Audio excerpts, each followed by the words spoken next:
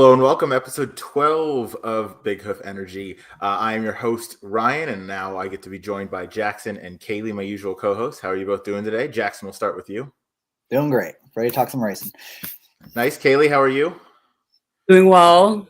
Managed to stay warm and dry out at Aqueduct. It looked kind of miserable out there today. Yeah, it was a little bit. Good thing I was inside most of the day, but yeah, morning was a little rough coming in. I saw it's supposed to snow on Saturday a little bit. It was like right around the last race, I think, is when it's supposed to start. I mean, that could obviously change, but that's definitely something to keep an eye on. I thought it cleared up, but I'm not 100%. The sure. Apple Weather Map app is also the most reliable, so I would think almost never reliable on that sense. But maybe we'll get those accelerated post times at Aqueduct even more so than they normally are, and those are my favorite days when a race ends and then they're already back out on the track for the next one. It's the best kind of race card out there.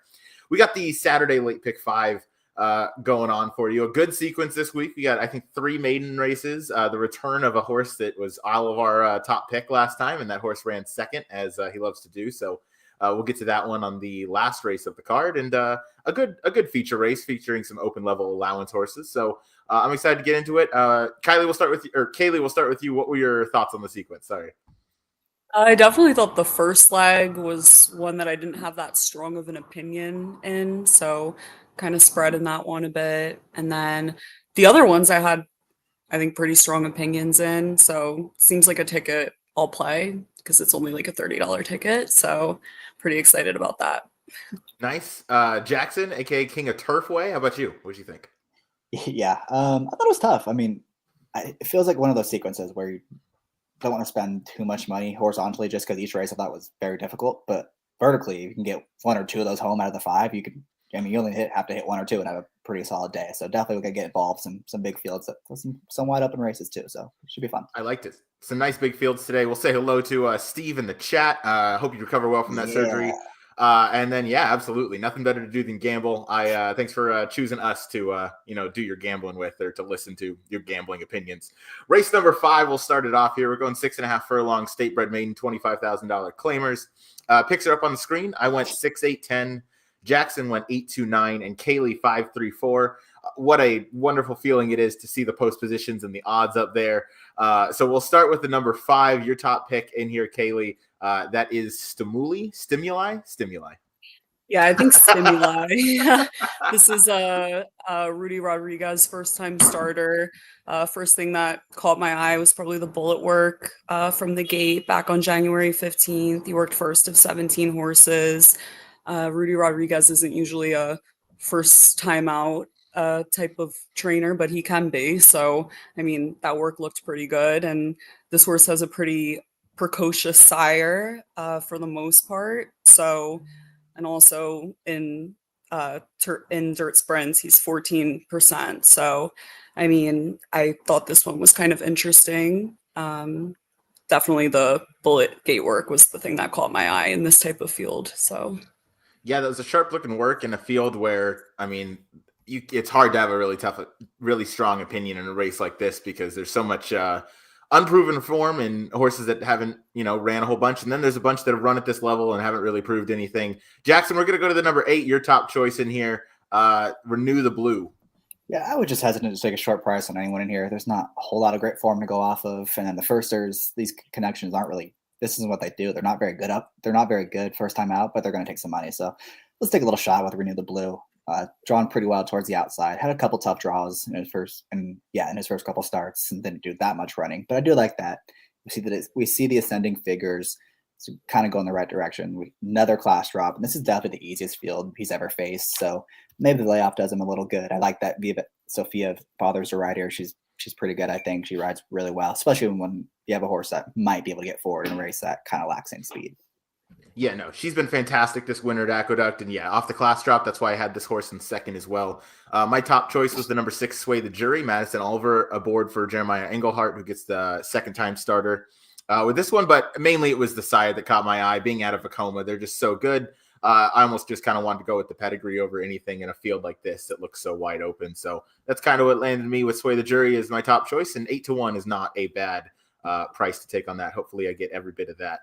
Kayla, we're going to go to you for another first-time starter, for this time for Greg Sacco and the number 2 Julie. Yeah, out of the first-time starters, I thought this one was at least pretty interesting. The sire, not too familiar with, Jovia, but I think it's a horse that ran in New Jersey, who's honestly pretty hard to trust. I know I'm not really selling this horse saying this, but the sire has had 18 offspring, 20 starts, and 0 wins. But the dam went on debut with the 74 buyer. Yeah, it was on the turf, but then he ran back 69 buyer sprinting on the dirt in her next start. And this horse has a good series of work coming into this. So figured I'd take a shot with this one. Yeah, I like it. I had Sweet Julian on my pick 5 ticket. Didn't have this one in my top 3, but definitely one I kept an eye out for as well. We'll go to the number 2 now, to you, Jackson. One Vision. I would love to know your one vision on this runner. Again, I just didn't want anything at a short price because it's not a race you can trust anyone, and I don't think, unless something weird happens with the odds board, you can take from that. But obviously, you gotta have to cover up those last 2 races, make a case for this one. But if you did, those races over the summer were really good, and they kind of tower over everything else anyone in here has done. Maybe it was the blinkers on. He just didn't like it because they're finally coming off, and 2 of those 3 bad races were with the blinkers. Maybe that's the case with this horse, getting Lasix for the first time. And again, he's going to be a good price, and he has some back numbers to run to. So let's just take a chance with him. Yeah, you got to imagine either the debut or that last start, or the first start rather, against Maiden 25. Both of those efforts probably win here. So got to wonder what happened in those 2 starts. But blinkers come off, so maybe this is a new horse. New rider today, so yeah, maybe another one changes. That is probably going to be forward too, which is big in a race like this. Is big in a race like this, absolutely. I'll go quickly to the number 10 Gorzo. I just like this first time starter. I thought got a pretty decent post. I know Kerry Bryan maybe doesn't crank him up, all the way first time, but seems to have a decent New York bred here. So I'll give this one a shot. Again, just kind of a fresh face that we haven't seen, and a lot of these have run at the same level. So wanted to give this one a look, and then we'll go quickly to number 4 here for UK. The whole field. Yeah, I know. We basically got the whole field in here. Kaylee, number 4, Monomoy's partner. Yeah, I thought this horse was a pretty good price. Morning line 12-1. Especially, I mean, this is going to be his second start running on Lasix, and that's an improvement angle for this trainer. Limited sample size, but horses making their second start with Lasix and mating claiming improved for this trainer. For example, Looking to Rock recently on February 1st just broke that horse just broke its maiden in his 10th start. So, and that was second off Lasix. So I thought that was an interesting angle here, and the horse didn't have the easiest trip last time out either. That was like that race with the DQ of Run a More. He was bumped to the inside at the start, was able to get up to the lead and face pressure from the horse on his outside the entire time, and then just ultimately weakened. And then everything kind of became a mess with that DQ. So I think, second time getting Lasix and cutting back from a mile to 6.5 furlongs, and going to give this horse another shot.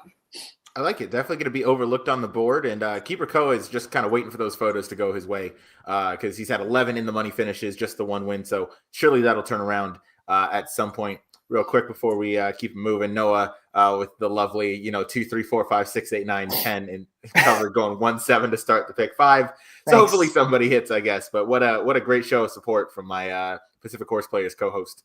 Jackson, you're up last here. 10-run rule, the number 9. Yeah, just one that's unexposed a little bit. Didn't get off to a great start and never really had a chance to show us what he's really capable of. So give him another chance in here. Drawn well on the outside, especially in this barn. That they usually get better with racing. Not that they're great second time out, but they do usually race into shape. So maybe that's the case here. And again, in a field that there's not much to go off of.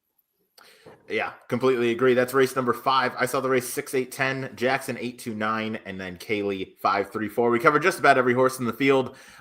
So, good luck making your choices off of that. Matt Miller, if he was in the comments, he'd probably just pass on this race, as would any smart handicapper. If you don't have a strong opinion, you're not playing in the horizontals. But we'll go on to race number 6. Open maiden special weight company here, going 6.5 furlongs. Picks are up on the screen. Myself, I got these backwards. Myself and Kaylie both went 11-2-6, and Jackson went 4-6-8. I'm going to quickly switch these over, and then Jackson, you will start us off with the number 4 here. Let me just finish this guy up. All right, Jackson, you want to lead us off here with the number 4? Yeah, again, it's a race where it's tough to make a super strong case for anyone, I thought. So let's take a chance with a horse that's going to be forwardly placed. It's going to be on the lead. And, her best race by far came at Keeneland. And that was at 7 furlongs. She faced a horse that came back to win again at Churchill Downs.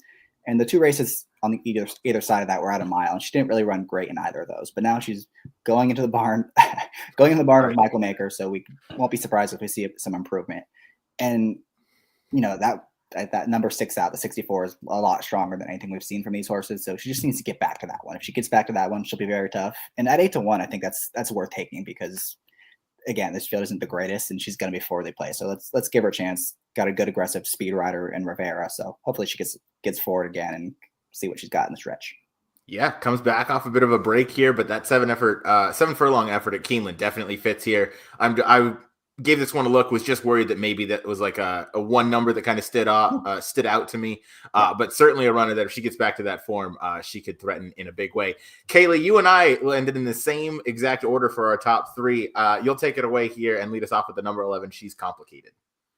Yeah, this horse, I was really impressed by this horse's debut. First of all, debuting going 7 furlongs is never easy, and this horse had a very, very difficult start. Bumped hard right out of the gate. She broke from the 1 hole, so obviously that's difficult first time out. The horse to her outside kind of broke to her inside and bumped her like 3 times, and then this horse was able to find her way onto the rail, and then kind of just didn't really have the easiest trip at all, but really continued to run on after facing a lot of trouble. And she was 7 lengths clear of the horse that finished 3rd as well. She got a 55 speed figure, and Lescano stays aboard this time. And Mott's, starting the meet pretty hot, 3 for 12. And, first time getting Lasix is an improvement angle for him as well, 20% winners. And this horse had a really fast work out of the gate. Prior to her debut, she had a bullet work going 5 furlongs on December 20th. So that one stuck out to me. And Complexity's first crop, he's winning 18% with his dirt sprinters as well. So I'm really excited to see this one run back. Yeah, all well put. I completely agree with pretty much everything you said. And I love the outside post just to kind of top it off with the number 11. She's Complicated. Terrible kind of trip first time out. Was super rough. So expecting a lot of improvement second time and enough for me to pick this one on top. We're going to go now to this number 6, who we all have somewhere. That's Tremendous B. Jackson, you're going to lead us off with this one.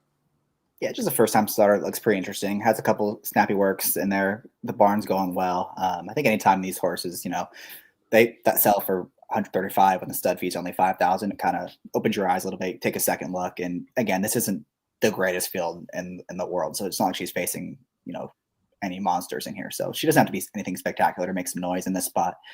Definitely going to try to watch the board in here. I know this isn't the first leg of the pick 5, but it is the first leg of the pick 4. So if this one's taking a lot of money, I think definitely give her another look. Yeah, absolutely. I had this one in 3rd. Kaylie, any thoughts on you for the number 6 Tremendous B? Yeah, this horse has a really big pedigree. Full stakes sibling Topsy, won on debut with an 81 speed figure on the dirt, going 6 furlongs at Fairgrounds, and then there was another debut winner, Beeline, 91 buyer, first time out. So this horse has a pretty precocious pedigree on the dam side, and I think, as well as the sire, he's 12 for 64 with first-time starters. So I think this one has a big pedigree and great connection. So, yeah, I love it. We're gonna stick with you as we go to the number 2, Paula's a Star, a horse that I also have in 2nd. Yeah, this horse is coming back off a layoff. The first start went off as the 7-2 favorite, and broke the widest, and again didn't really have the easiest trip on debut. So I think this horse will probably be able to save a little bit of ground breaking from the 2 hole this time, and then working really well in the way that she ran on debut. You would assume the added distance is going to help her out, and Morley is 3 for 9, 3 for the last 9 with similar layoffs. So it's also an angle to take as well. Definitely seems to be working really sharp, as you pointed out, coming into this effort, and all signs point to this one is ready to go, including the morning line up there with this one coming off a bit of a break. So, Jackson, we got to talk about the number 8 real quick. Delaware Devil, your third choice. Yeah, I thought she was a little interesting. I think she comes out of the race with Moonlit Drive. I believe we talked about last week. She was in a New York Bred Stakes race. She didn't run great, but the maiden race was one that kind of mostly held together with as far as the pace went. And this horse was dead last, passed a few, kind of ran evenly. So encouraging debut for a horse coming out of the barn of Linda Rice, who pretty much always improves second time out. They're not usually geared up to run first time out. So definitely expecting to see some improvement here. I like that she's getting away from the rail, and she's probably going to show a little bit more speed. So definitely one I'm going to use in my tickets. Love it. That is race number 6. Kaylie and I saw the race 11-6. Jackson saw the race 4-6-8. We'll move on now to race number 7. Race number 7 is a state bred for fillies and mares, allowance non-winners of 1 other than. We're going 6 furlongs on the dirt, of course. I'll throw the picks up on the screen. I went 9-6-4, Jackson 3-6-4, and Kaylie 4-9-6. Kaylie, we're going to start with you. The number 4, La Banquera for Linda Rice. Yeah, so this horse ran a completely outlier, speed figure last time out, a 90. And, you would be kind of skeptical about that. But I guess, it was a little bit of a class drop, but it also was her first time running with Lasix. So maybe that was, the reason for the dramatic improvement. I think if she can run anything similar to what she ran there, she's probably going to win here. I mean, she has really good gate speed. The other ones that do is probably Ariana Rye and Easy Play, but I think that this one should find a nice spot, maybe on the rail. The other two are to her outside, and I don't really think they're necessarily faster. So I kind of saw this one as, the best speed trip of the race, and I ended up singling her in the pick 5. Nice. Yeah. Strong opinion from you, Kaylie. I looked at this horse, and I definitely like this horse off the last effort. Jackson, I see you have this horse in third as well, so I'm curious about your opinions. That obviously was a number that just kind of stood out, but first time Lasix, first time kind of getting to the lead, maybe just kind of showed a bit of a different dimension, and clearly liked it up on the lead. What led you to pick this horse in third instead of on top? Yeah, you guys covered it. Was it first time Lasix? Was it first time Linda? Was it getting the clear lead? And I'm looking through her form, and she just seems like the horse is really talented, but doesn't want any resistance whatsoever. So that was the first time she cleared. Big, strong monster number. And the debut, drawn outside of the other speed, got to the front. No real pressure there. She's in the driver's seat. Won that race. Good, strong number. The 3 in between, when she had any kind of trouble at all and things didn't go her way, she ran terrible. So the key to this race is the 8 and the 9. What do they do from those outside posts? Do they go pressure her, or do they let this horse loose on the lead? Because if she's loose again, she's going to win this race for fun. I'm hoping that one of them goes, kind of messes it up, and maybe this thing can fall apart a little bit. I like it. Ariana Rye was my top pick for the exact reason you just mentioned. I'm hoping this one just kind of presses the pace of La Banquera, who maybe doesn't want, any kind of rough go of it in any way, shape, or form. Maybe doesn't want to, entirely look another horse in the eye or, fight on. So I'm hoping Ariana Rye with Sofia Vives just kind of pushes the pace and just kind of takes over at the top of the lane. Curious what the number 8 Easy Play does. But I mean, either way, I think Ariana Rye could sit a pretty decent trip here, which is why I picked this one on top. Jackson, actually, Kaylie, you picked this one in second. What were your thoughts on this runner? Yeah, that one was obviously my main concern. I mean, looking at the race in terms of the horse that I singled, I'm hoping that, she's not able to pressure her. Or maybe it's the other way around a little bit. But yeah, this horse is a bit more consistent. Got a career best buyer, 2 back against Open Company. So that was something that stuck out as well. So, and then last time out, she nearly closed on Nolita, who's a pretty nice horse as well. So, and Sofia Vives is aboard now too, who seemed to, improve this horse a little bit. So that was another thought. But yeah, this one's a little scary in terms of the one that I singled. But absolutely, yeah. Ariana Rye definitely deserves a good look, and La Banquera off that last number. Going to be tough to beat. We're going to go right to that one's inside to the number 3 Carol T. Huge price for Jackson, picking this one on top for Katie Davis. Yeah, if I'm Sofia Vives on the 9, I'm making this a match race. I'm just sending and making sure that 4 doesn't get any kind of clear lead. So I'm hoping that's what she does, and maybe a horse like Carol T can come running late, because if the longer this horse goes, the kind of worse she runs. So kind of have to single out those little 6 furlong races where she seems to run a lot better at this distance. She does settle for a lot of minor awards, but the one time she had a really good setup was the one time she won. So I'm hoping that's going to be the case here. Katie Davis can get him up. She's riding really well right now, winning at 14%. So again, the whole case of this horse, shortening up back to, I think it's 6 furlongs. Is that it's 6 or 6.5? I can't pull it up. 6.5. 6 furlongs. 6.5. No, 6 per, even better. The hotter the better for this horse. They really fly on the front end, which again is the only way this 4-horse probably loses. Then I think this horse has one of the best kicks in the field, and she can come running and pick up the pieces late. I like it. I'm curious what our buddy Optics thinks of the number 3 Carol T in here. So I'll wait for those to get released to check that out. Last horse we'll talk about is the number 6, Top of the Table. Kaylie, Jackson, you and I picked this horse in second. Kaylie, you had this one in third. Kaylie, we'll swing back out to you. What did you like about this runner? He's just one that likes to come from mid-pack, not really much to add on. So I kind of just added her as another angle, as opposed to using another speed horse. And then, Mark Hennig has really good stats over the last 2 years at Aqueduct in allowance races, 9 for 66, 14%. And then his regular stat, like over the last 2 years at Aqueduct, just in general, is 9%. So this horse is in consistent form and seems to be improving. So put this one third. I like it. Yeah, this horse is definitely consistent. Certainly on dirt. Certainly going the 6-7 furlong distance. So if you kind of toss the sealed track efforts, toss the turf efforts, this runner is certainly very consistent in all aspects of her game. So I like this one to kind of pick up the pieces of Ariana Rai, Easy Play, and La Banquera, kind of throw it down. I think this one kind of gets the jump on the closers. Jackson, what were your thoughts as you picked this one in second as well? Yeah, same thing. She's been in exacta her last 4 starts. I mean, she's almost won all 4 though. She's in really good form. Ever since they cut her back to a sprint, she's running really well. So very obvious in here. Probably the obvious third choice in this race. So she's gonna be my tickets because I do think she has a chance to get a pretty good trip in this spot. That is race number 7. I saw the race 964. Jackson saw the race 364, and Kaylie saw the race 496. We'll move on now to race number 8. 7 furlong optional claimer, non-2 other than Open Company here. We're going 7 furlongs. Picks are up on the screen. I saw the race 3811. Jackson saw the race 369, and Kaylie saw the race 539. Kaylie, we're going to start with you. The number 5, Cascais, I believe, off the layoff for Chad Brown. Yes.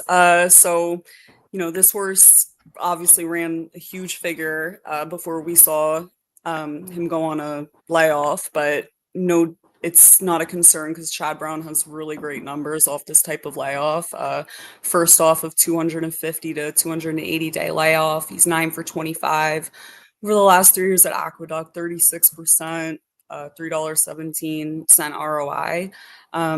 So the last time we saw this horse was back in May, where he went gate to wire, showed the way, kind of in hand to win over Drake's Passage, who he beat Drake's Passage, who then repeated his same speed figure next time out to win a listed stakes at Saratoga. So that was nice to see. And then the horse is clearly as capable as Chad, winning off a long layoff because he was almost missing. He was MIA for almost a year after breaking his maiden with the 77 buyer speed figure. And then he came back to run an 89 off the layoff. So that was also good to see, picking a horse coming off this type of layoff that, he's capable of that.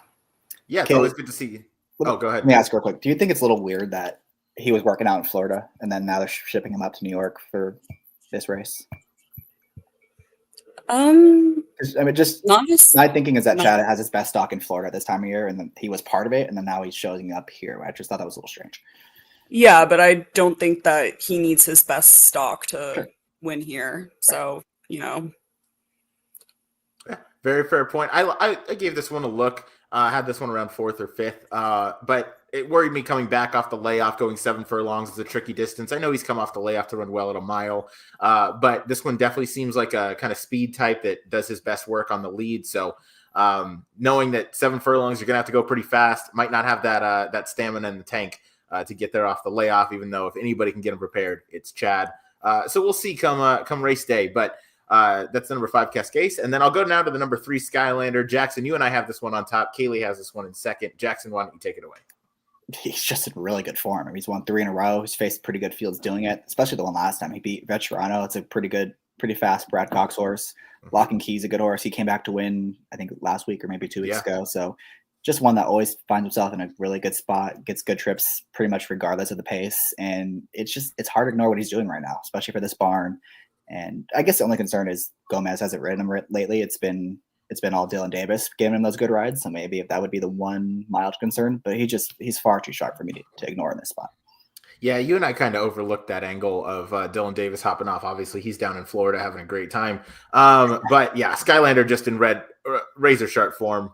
Even after the win in the Rob Atras barn, just two straight wins in pretty convincing fashion versus Protected Company. Comes back next level for Rick Dutrow, and I mean, runs back to either of those last 2 efforts, and he's going to be really tough in here. So one I liked. Post position, maybe a bit of a concern, but I mean, he won from the rail 2 back. So even so, he might just be the horse that's in the best form at the right time. So that's kind of what led me to picking this one on top. Kaylie, anything to add there on your second choice? No, not really. Completely agree. And it's nice to see that it wasn't just, first off, the claim that he improved, he's continuing to improve as well. So yeah, I used the 2 of these in my pick 5. This was the other one and I think 5-1 on the morning line's a pretty good price. Probably won't get that, but maybe not, but will be interesting. Jackson, we'll go out to you for the number 6 General Banker. Yeah, we have a few of these coming out of that same race on January 12th where Yo Daddy won. He actually came back to win today. He beat a 3-horse field, but he did win again. So that's, good for something. I thought this one had probably the worst of it trip-wise. He was pretty close to the pace. It was an honest pace. He was kind of just searching for him the whole way around there. Just never really got out. Finally gets out with like a furlong to go and outkicked Treated Obligation to the wire, which I thought was impressive considering, he just never really had clear sailing for most of the race. So I was impressed with that one. He's the one I kind of want out of that race. And he's probably going to get a pretty similar trip, just, a length or 2 off the speed. And we'll see what he has left in the stretch. I like it. We'll go now to number 8 real quick. I'll just touch on Sheriff Bianco. Horse that I like in here. I just think this one might have a shot to close in. If this pace gets hot off the cutback from a furlong, if they maybe fly up front, like if Cascade and some others, maybe the number 9 Waiko, who we'll get to in a second. Well, I just saw the rider is listed as Kent DeSormo, which is interesting. I don't know the last time he rode out in New York, but good to see him getting mounts. He's supposed to ride a couple horses for Wesley on Saturday. I don't know if it's one of those he just lists a random rider and he's going to switch it, but as of right now, he's riding 2 horses for Wesley.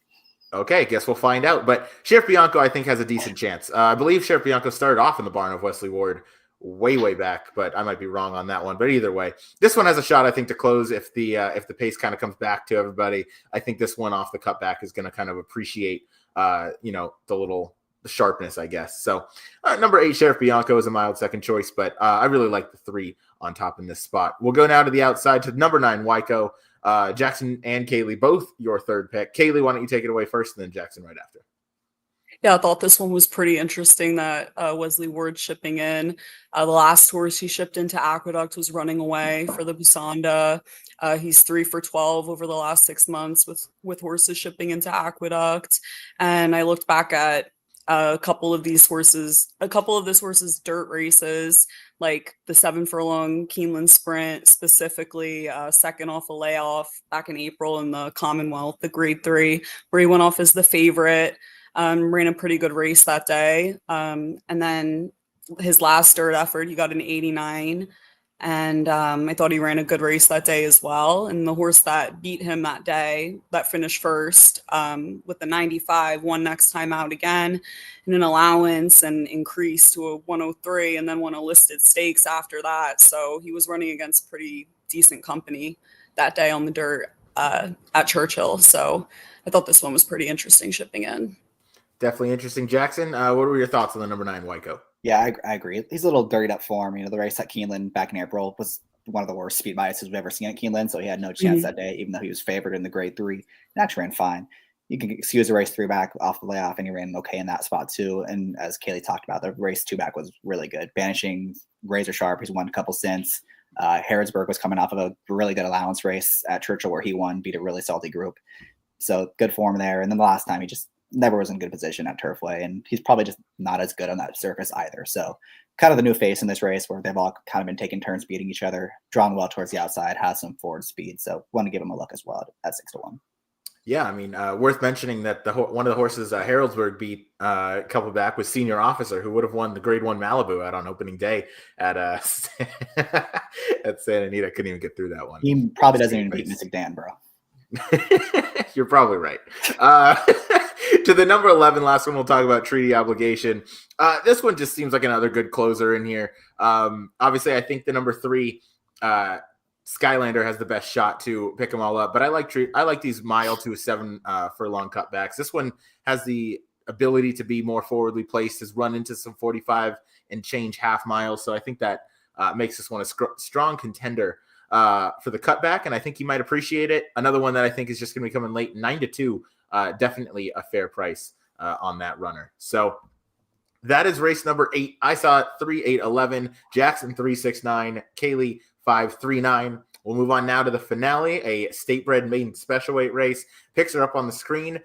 Your morning line favorite is a horse that we have talked about and picked as our top pick, the number 7, Vakinda.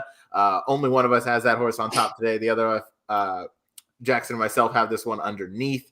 Kaylie, we're going to start with you with the number 7, Vakinda. I had to sign the divorce papers last time out, but clearly you have more faith than I do.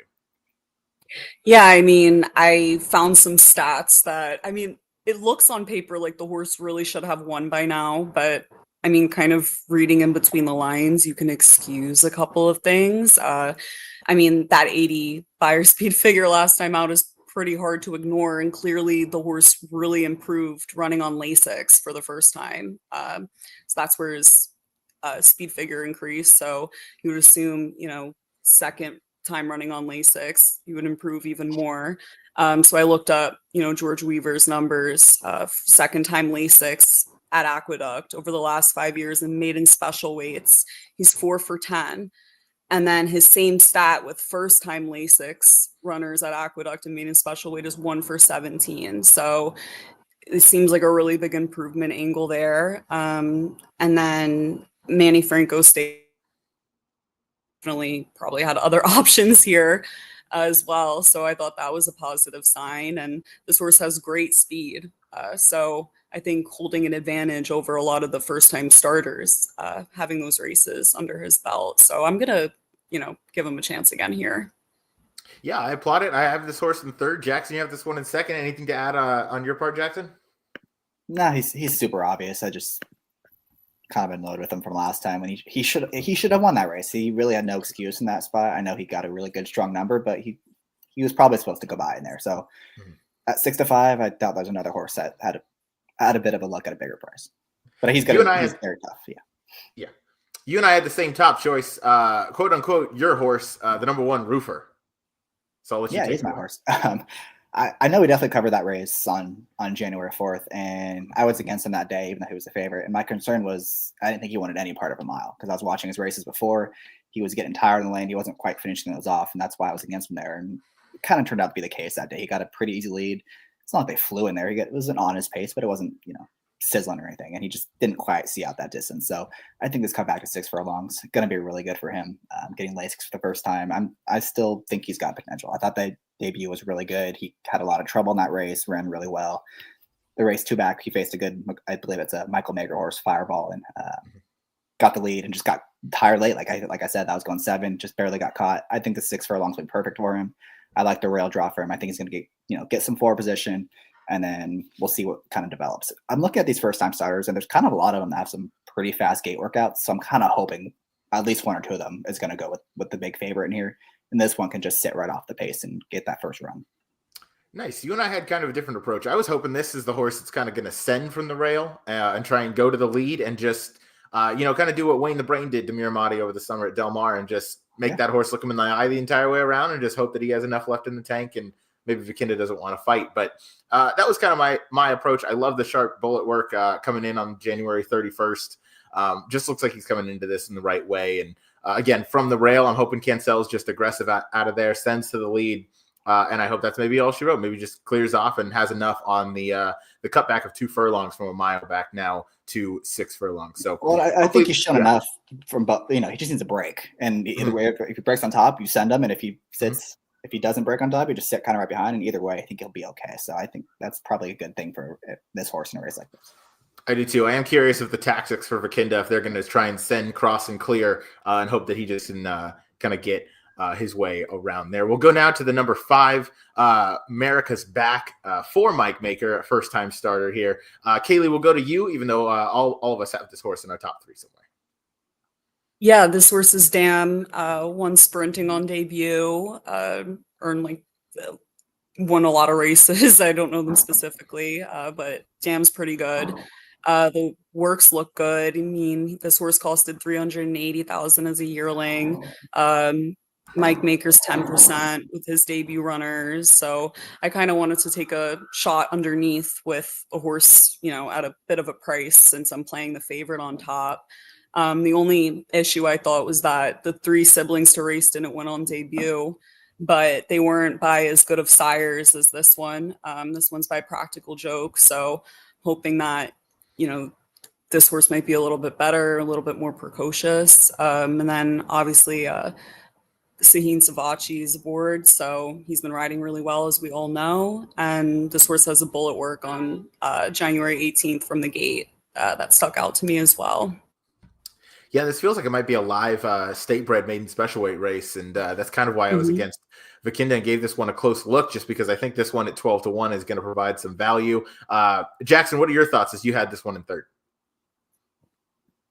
Yeah, I would echo everything Kaylie said. I want to know what you guys thought about this, because I thought he was out of the first race, he was kind of obvious. So I was a little surprised to see him as high as 12-1, just because, Aragona is obviously very in tune with everything that's going on as far as these firsters and workouts and connections and everything. So that kind of made me hesitate a little bit, but I do think he's one that you have to look at.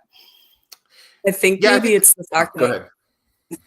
Yeah, I think maybe like all 3 of the siblings didn't win on debut and only one of them is a winner. So maybe that was a concern, but this one has a better pedigree. So hopefully, Yeah, I agree with that. And then I think part of it was maybe the number 1 and the number 9 there that have so much race experience and have, buyers to go back to that fit. And obviously the 6-5 favorite in Vakinda is just going to have, you gotta have some prices go in there somewhere. So maybe that's kind of where this ended up. This one takes money though. We're going to know this one's live. Those Mike Maker runners have an affinity to be a little sneaky in the state bred ranks. So we'll go to we already talked about the number 7. Last one we'll talk about here is the number 12 Counter Move. You like this one in third, Kaylie? Yeah, this is a George Weaver first-time starter. He has good stats with first-time starters and maiden special weights at Aqueduct, 7 for 40, $2.43 ROI. And then this horse has a nice work from the gate back on January 18th as well, working 8th out of 165 horses and draws nicely to the outside, for a sprint. And Lescano, took them out on this one. So that was another green flag. And Weaver and Lescano have a high percentage together when they team up. So I thought this was one that was pretty interesting out of the other first-time starters. Without a doubt, that's certainly an interesting one, and certainly going to benefit from being the outside horse here. Should just sit a nice clean trip and hopefully has enough to get home down the lane. So that is race number 9. I saw the race 1-5-7. Jackson saw the race 1-7-5. Kaylie saw the race 7-5-12. Those are all 5 races. So pick 5 tickets are getting thrown up on the screen right now. 3 different tickets. Jackson, you and I landed on the same single in the last race, but we're going to start with Kaylie. If you want to walk us through your ticket. Yeah, I used a lot of horses in the first leg. I think the only horses I didn't use in the first leg were the 1 and the 2. I just, I'll let the 2 beat me, if she so happens. But the 1, no siblings won first time out, not the mare. There's not really any pedigree to go based off of. So I used 3 through 10, all 8 of them in there. I thought that was pretty wide open race. And then in the second leg, I just used the Tom Worley horse, Paul is a Star, and I used the Belmont horse, She's Complicated. Those 2 I'm really excited for. And then in the third leg, I singled the number 4, who looks to be the speed, or so I hope. And then in the next leg, I used Cascase, the Chad Brown coming off the layoff, and then I used Skylander. And then in the last leg, I just used the morning line favorite Vikinda, and then I added the number 5 there. So maybe if I get a little lucky, Vikinda wins, and if I get really lucky, America's Back wins. So. Nice. That is a $32 pick 5 ticket. Jackson, I turn to you with a $48 pick 5 ticket. Yeah, I mentioned at the top of the show, I thought it was a really tough sequence. So this is one that's going to be really tough to string together some wins. So I'll probably be a lot more involved vertically rather than like a pick 5. But if I am going to play a pick 5 ticket, it's going to be one where I'm trying to hit for a big score in a sequence like this. So not going to put a ton of money into it, but going to try to get alive in that first leg to the 2 One Vision. He's 10-1, and the 8 Renew the Blue, both at 8-1. So both of them are some decent prices, have some back numbers to run to. Both have some kind of speed. So hopefully one of them can get forward and kind of just run them off their feet. Next race, again, it's a race I was kind of against the favorites in there. They both have some question marks, I thought. So went with the 4 Formaggio, who's probably the speed of the speed, my top pick. Tremendous speed first time starter for Clement. Delaware Devil is obvious for Linda, second time out. She's a really good angle for her. And then one I didn't mention when we talked about it was Last Man Go, number 9, Carmouche riding. I was able to watch one of his workouts over at Oaklawn. He actually looked pretty good. The time was kind of slow, but I just kind of like the way he was doing it. He's a little interesting, I thought. One I want to watch the board for. Then in the third race, we talked about La Bancara. She's very obvious if she runs back to that last effort. But I'm still kind of hoping someone else goes with her because she doesn't want to face any kind of pressure. So I think I have the 2 best closers in there with the 3 Carol T and the 6 horse, who's another Kendrick horse, top of the table. Hoping it's one of those 2 because we'll be in really good shape if we can beat La Bancara. 8th race, best race of the day. I did throw an expected value second off the bench for Chad Brown. I thought he had a little bit of trouble last time. I don't think we talked about that one either, but he kind of had to steady down the backside. He needs a setup. He's a deep closer, but it's a big field. Second off the bench, maybe he gets it in this spot at a price. And then I went with Skylander, General Banker, and Wico. And then the last race, we singled what's the name? Roofer, yeah, on the cutback. Like I said it last time, I think he's going to be much better when they do get him on the cutback. He's finally getting it. I think he's going to get a pretty good trip regardless of what happens up front. So whether it's him in the lead or him right behind it, I think he's got a big shot in that race. There you go. That's a $48 ticket brought to you by Jackson. I'll wrap us up here. I went 3, 6, 8, 10 in the first. Spread with my top 3 choices and threw in the number 3 there. I thought that one was logical. 6th race, I went 2, 6, 11. I wanted to throw in the first timer Tremendous B along with Paula's a Star, and She's Complicated, the 2 kind of likely runners in there. Next race, I went with the number 6 and number 9. I'm tossing La Bancara, the favorite. I'm going to try and beat her in that spot. I'm going to use top of the table, and then I'm going to use the expected kind of pace setter or pace pressure, Ariana Rai for Sofia Vives from the outside, hoping to get a nice trip out of that. Next race, I am going 3, 6, 8, 9, 11. So I'm going to spread a little bit. Skylander, obviously my top choice, but I like General Banker. I like Sheriff Bianco. I'm going to use Wico because he just kind of looks like that fuzzy horse that his form's a little too muddy. I can't make heads or tails of it. And then the 11 Treaty Obligation.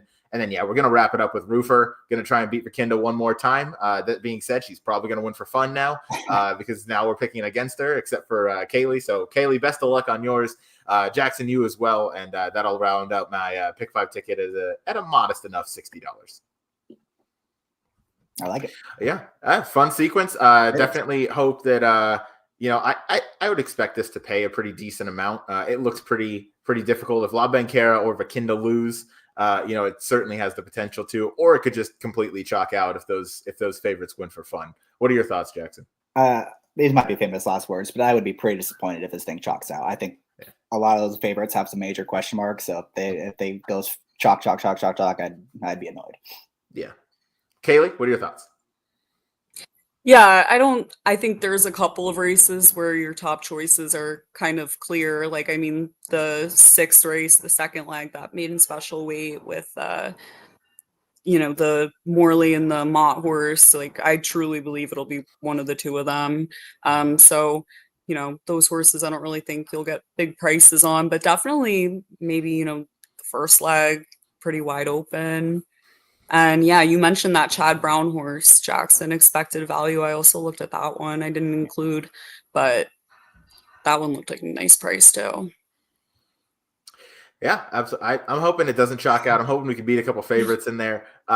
Jackson, I feel like you laugh every time you catch me not saying the word Yeah. absolutely, I because can I'm see sure like the Noah's in the gears turning in your head, comments. like, oh, I almost said it. I almost said it. Yeah, switch no, one of and these piss me days, off. if Noah's ever actually playing a drinking game to me saying it, I'm going to absolutely get that guy to to go to town. That has been the show, episode 12 of Big Hoof Energy. Thank you guys for tuning in. Subscribe to us on YouTube.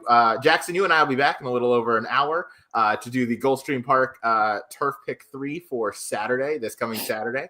So looking forward to that. Kaylie, thank you as always for being an excellent co-host and providing all the information. Jackson, same goes to you. And I'll see you guys next week. Thanks everybody for watching, and peace.